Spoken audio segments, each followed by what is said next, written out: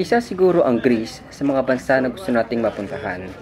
Tara, samahan ninyo ako at explore natin ang The Acropolis, kung saan makikita ang tanyag at makasaysayang The Parthenon. Okay, so today aakyat tayo ngayon sa Acropolis. Today nakuha nating ticket online. We bought the ticket online. Pwede naman dito rin sa site mismo kumuha ng ticket. Pero I was reading na mahaba daw yung pila. So nagsigurado na tayo na makakakuha tayo ng ticket sa desired time natin. Kaya bumili na tayo ng ticket online. So let's see. So ngayon, paakyat na tayo. Medyo mahaba daw yung lakarin. So let's see.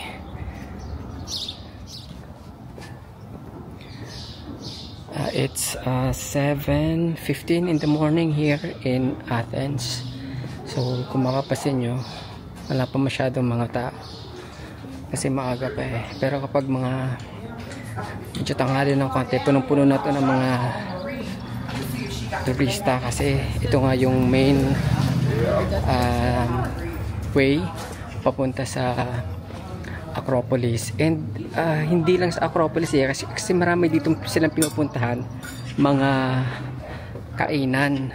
Mamaya ipakita ko sa inyo yung mga kainan na meron dito sa paakyat ng Acropolis. Ang dami dito.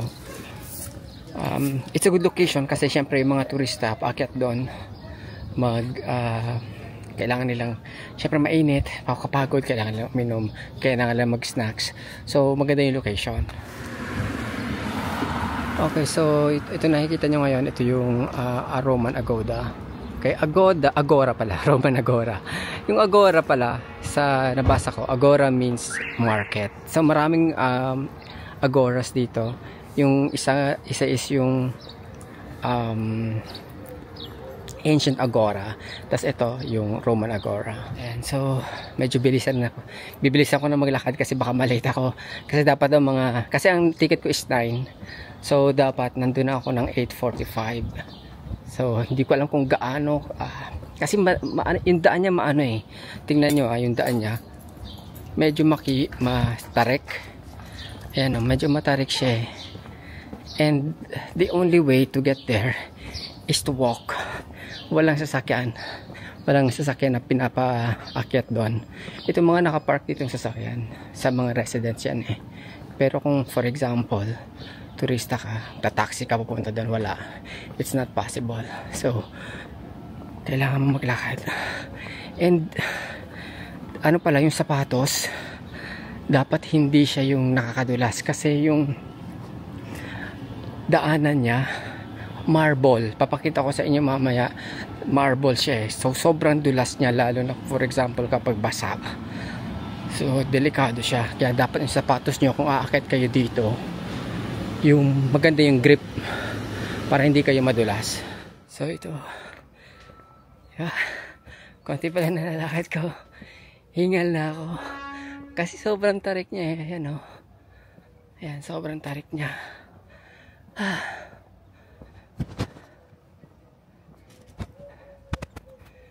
Ayan. Saka balot na balot ako. Ayan. Kasi sobrang init. Second day ko pa lang actually third day. Yung first day, kailan ba ako dumating? Kahapon. Tapos second day ko lang ngayon. Second day. Kahapon, since maaga akong dumating, ang check-in time kasi is after 12. Dumating ako before 12. So the room, hindi pa ready yung room. So yung ginawa ko, namasyal na ako agad. Hindi ako nakapaglagay na sunblock at kung ano-ano. So nasunog na ako kahapon kaagad. Kaya ngayon, ayan, para iwas yung sunog, nagbalot tayo. Pero ano man, hindi naman siya yung mainit na I mean sa pakiramdam. Pero yung araw grabe, talagang masusunog ka. Yung mga tao nga nag-ano din eh, karamihan may sunblock, may mga baon sila sunblock. Kasi nga grabe pag hindi ka nagganon, matutusta ka, kakaroon ka talaga ng sunburn. Alright, so medyo malapit na tayo. Ito yung sinasabi ko sa inyo na puro marble. Tingnan nyo, Eto yan. Marble ito. Itong dinadaanan na to. Okay. So yan. Yun yung ancient agora na sinasabi ko. Hindi ko maano eh. Wait. Try kong i-focus. Yan. Ayan. That's the ancient agora. Yan. Again, yung agora, ibig sabihin yan, market. Yan yung ancient agora. May video rin tayo dyan, pero pakita ko sa inyo dito from above. Yan. WC. Ibig sabihin yan, CR yan. Water closet. Okay, so punta tayo dun sa bibilhan natin ng ticket. Pero as I said, nakabili na ako ng ticket online. Sabi nila mas mura daw online. So i-compare natin kung mas mura ba sa online or dito. And then tingnan natin ano ba yung advantages and disadvantages ng pagbili ng ticket online. So ito yung ticket booth. Ayan, ito. Ayan, ticket office. Alright. Okay, so tingnan natin how much ang ticket. So, it's 30 euros. Yan, 30 euros siya. Parang 30 euros din naman yung binayaran ko eh. Online. So, it's not a big difference kapag bumili ka online or dito. So, 30 euros din. And, siguro ang, ano lang, ang advantage lang ng pagbili sa online, wala kang pila. Kasi minsan sobrang haba ng pila dito eh. So, kung hindi ka bibili online, kasi gusto mo yung flexible ang time mo, dito ka na lang, pero agahan mo kasi pag medyo tanghali na yung ticket.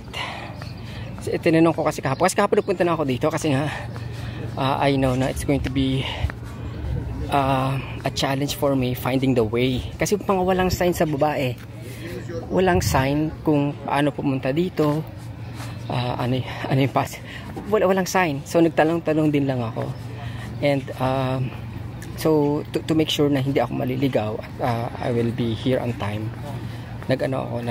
Trinay ko na pumunta dito. So alam ko na. And then I already asked ano yung dapat gawin. Pwede daw printed or pwede rin for example sa phone. Basta may scan yung QR code. Ayun. Okay, so hintayin muna tayo. Ticket pala. Pwede depende yung kung gusto mo may guide or kung gusto mo ikaw lang mag-isa. Ayon sa akin, ang pinili ko yung ako lang mag-isa kasi mas mura siya and I don't have to wait kasi kapag may guide, usually you're in a group and you have to wait for the others kung saan kayo pupunta. At kapag walang ganun, flexible kayo, may nakita kang isang lugar na gusto mong puntahan, pwede kang dumiretso na doon. So yun yung mga reason ko bakit hindi ako pumipili ng group. Okay, so pili na tayo. It's 8:45. So medyo marami ng tao doon na nakapila. I think their ticket is at 9 as well. So pipili na rin tayo. Oh good. So we're here. Ayan, so akit na tayo. So ito rin, mga marbles din to. So finally, makikita natin itong isang lugar na ito na sa libro lang natin nakikita.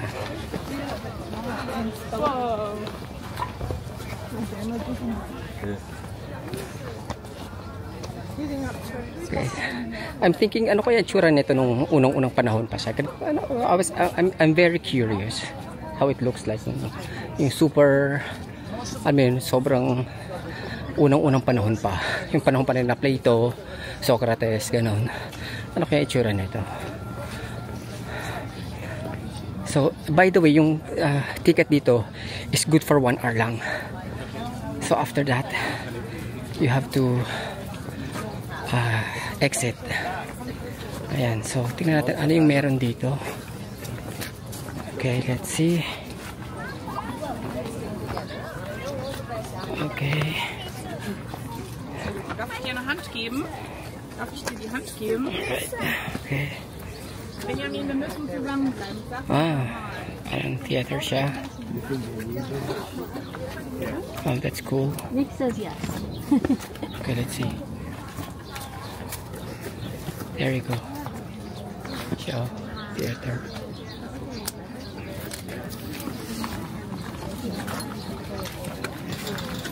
Dito tayo, sa medyo gitna. Sa Walk this rock right there. On the signs on the way in. Yeah, different concerts and stuff. So, ginagamit, medyo madulas. Ginagamit siya sa sa mga concert, yan, up to now, ginagamit yan. Okay. So, ito palang, ito nakikita natin ay ang Odeon of Herodes Atticus. Ayan. Dinonate siya ni Herodes sa city na Athens. Kilala niyo siguro si Herodes Atticus, famous orator, sophist, at saka benefactor ng city. So ngayon ginagamit itong event sa mga events, musical events, at saka philosophical lectures. So yan, ito yung Odeon of Herodes Atticus. Pag-akyat sa Acropolis. Acropolis pala ibig sabihin, acro, high, polis is city or place, so it's high place, high city. Bago tayo umakyat, punta muna tayo dun sa slopes, kasi kasama to dun sa ticket na binayaran natin. Okay. So again, importante yung sapatos nyo dito, makaganda yung grip kasi sobrang tarik at saka madulas, sobrang dulas nya. Okay. So yan, baba tayo doon.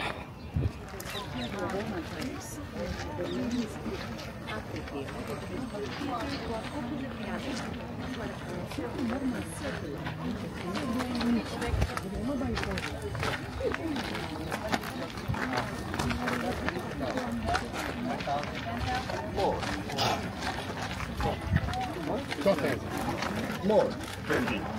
50,000. We're not allowed to do it. 16,000 people may be there. 16,000 people sit over there. And like today, exactly like today, look, the VIPs were sitting in the first row with the marble thrones. Everywhere marble thrones for the VIPs. And in the middle we can see the marble throne of the common. So what you're looking at, ito yung Theater of Dionysius.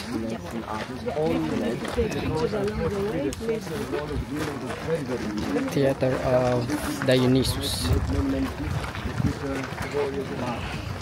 So ito yung Sanctuary of Asclepius. Puno na to. Ito yung olive tree. Sobrang dami na nito sa Greece. Nadinig ko kanina, sa Greece daw nagsimula yung olive oil. So I'm going to verify that kung totoo. Nadinig ko siya sa guide eh. Okay, so actually yun ang advantage pag may guide ka kasi you will have access to information. Tayo, siyempre mas mahal kasi may guide, so tayo titipid. Sa nga sabi ko, I want to be flexible. So pag ayaw ko na sa isang lugar, gusto ko na pumunta sa next, and then I can stay there as long as I want. Pag may guide ka kasi, you have to follow dun sa itinerary nila. Kaya yan yung ayaw ko sa guide. So yung mga information, i-search na lang natin siya online para at least inform tayo ano ba yung nakikita natin dito. And sasabihin ko din naman yan sa kung ano yung nalalaman ko, is i-share ko rin dito sa video na to. Kung akit ka dito, make sure na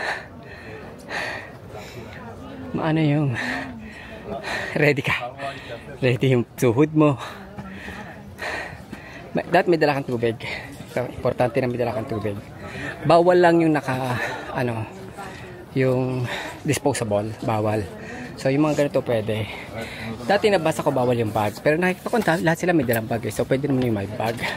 Pero nabasa ko dati kasi dun sa internet, bawal daw yung knapsack. So tayo hindi tayo nagdala ng knapsack.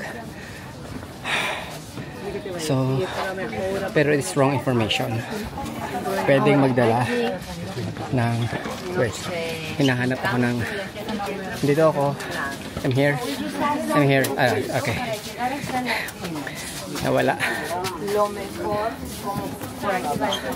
Nawala tayo, hinanap tayo ng camera kasi tayo sinusundan, tapos may nakita ibang face, so siya yung sinundan ng camera. So kaya medyo pagod na. Sa parte na talaga tayo pupunta kasi wala na tayong energy.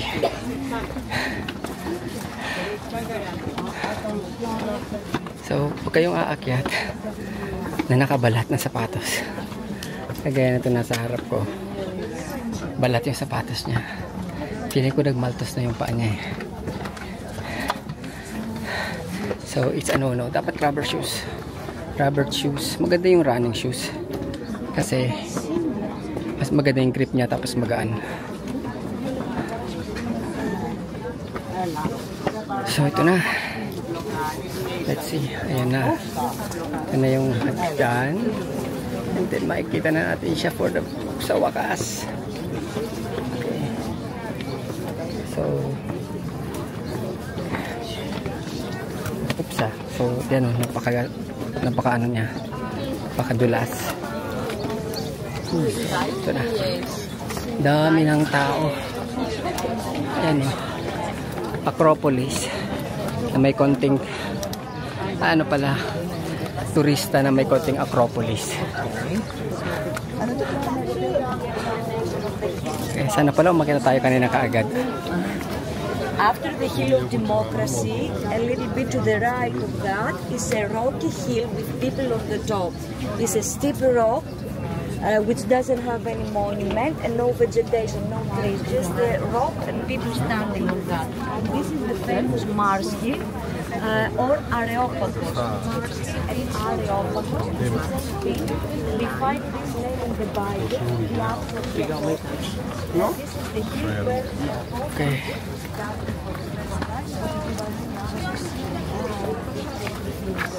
Daming tao, grabe. Ayun, hanggang doon. Sobrang daming tao. Nagpawisa na ako.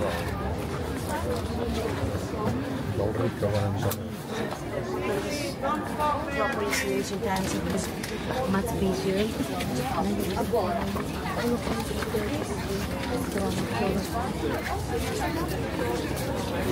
Okay, may mga ano naman dito, may mga guard na manage ng crowd. Okay, so for example, may mga tao na nag-stay too long in a particular place and they blocking binablock nila yung way, so pinapaalis sila or they are told to continue kasi nga nahirapan yung crowd. Okay, so ito na. Oh my God, malapit na tayo dun sa dulo. This is the very thing kung bakit tayo bumisita dito sa Athens. Ayan na. You see this?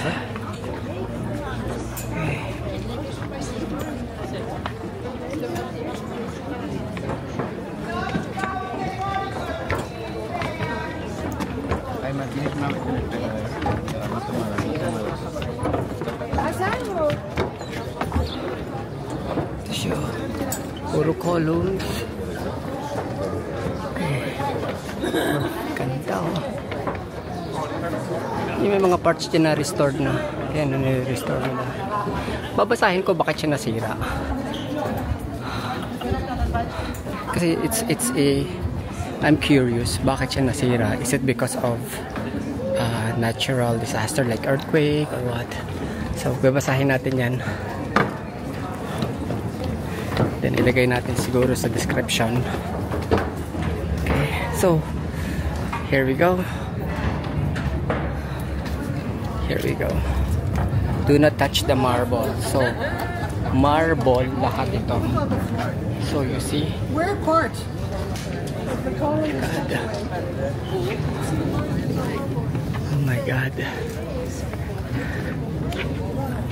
Ayan. That's the entrance.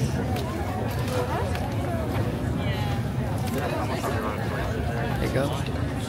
That's the entrance.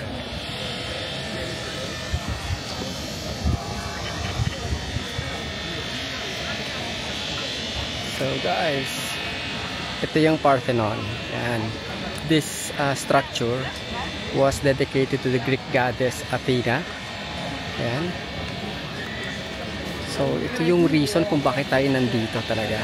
Ito yung pinuntahan natin dito sa Athens. Ito yung Parthenon dito sa Acropolis.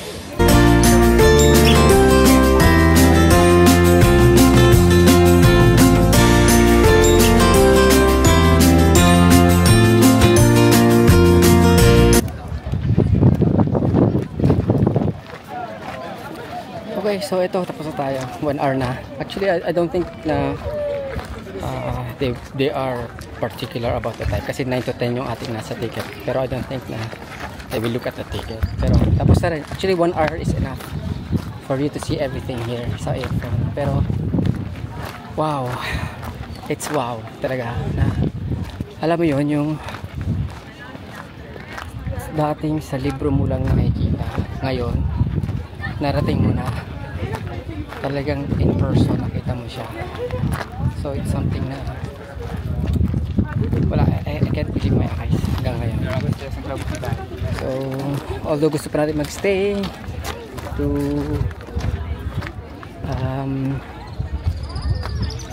enjoy the moment, pero wala, nakita na natin lahat eh. At saka ito ano pala yung yan, itong nire-restore nila. And hindi madali mag-restore kasi nakita nyo yung ano, yung of course kapag nag-restore ka dapat original, o as much as possible gagawin mukhang original. So para siyang puzzle kasi hindi siya buo eh. Kita nyo yung mga columns niya, parang pinagpatong-patong. So hahanapin yung eksakto doon sa yung mga pieces na pare-pareho para makabuo ng isang column. So yun yung challenge sa mga sa pagre-restore niyan. Okay? So I don't know kung kailan siya matatapos, pero at least siya, 'di ba, nakita na natin siya ngayon in person.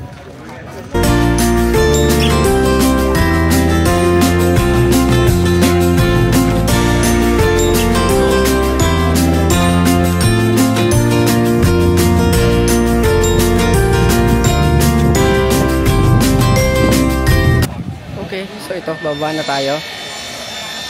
Tapos na yung ating excursion dito sa loob. Sa taas pala, kasi bababa na. Okay, so ito, tingnan natin yung pababa. Ito na. So it's past 10. It's actually 10:15. We're 15 minutes overtime. Pero as I said, I don't think kine-check nila yung mga ano dito, yung ticket. Okay.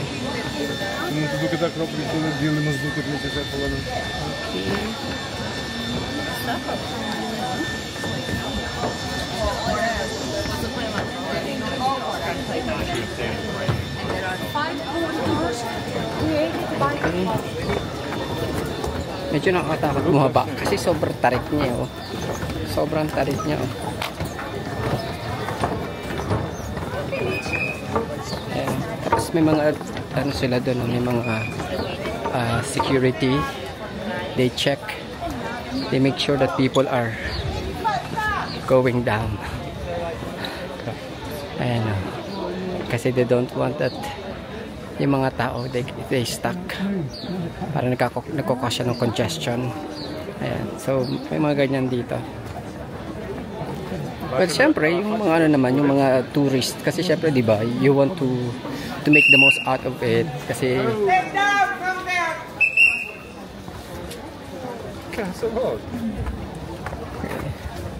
I don't know what she said.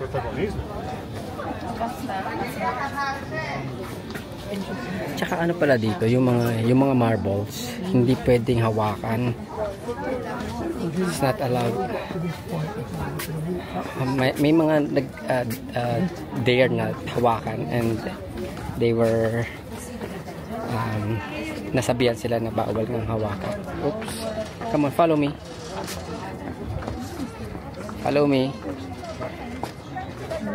Alright.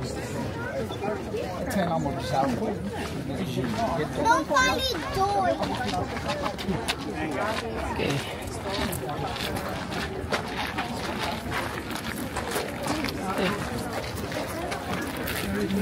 So yan mga packet sila ngayon. Good luck sa init. Kaya tayo nagbalo tayo eh. Pero feeling ko yung bato ko sunog, may sunburn.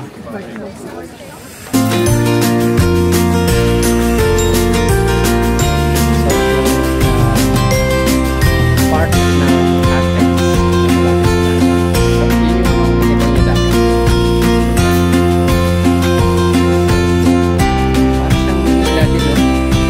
parang dikit-dikit ang mga